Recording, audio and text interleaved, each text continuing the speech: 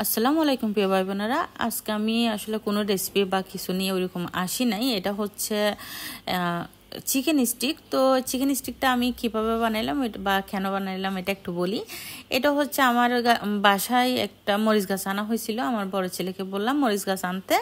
তো বড় ছেলে বোম্বাই মরিচ গাছ আনতে যায়, নিয়ে আসছে ক্যাপসিকাম গাছ। যেহেতু ওইটা বোঝা যায় নাই, মানে গাছটা কিসের ওইটা মানে বোঝা যায় নাই।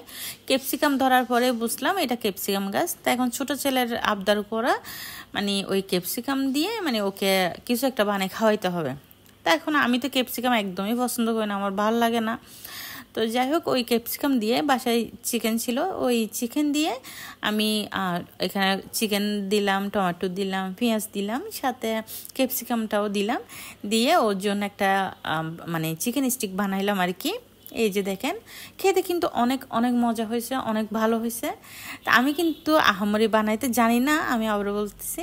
এটা হচ্ছে কোনো রকম আমি ওকে সান্ত্বনা দেওয়ার জন্য বা বুঝ দেওয়ার জন্য আমি কোনো রকম করে বানিয়ে দিছি। এই যে ফাইনালি এটাই চিকেন স্টিক তৈরি।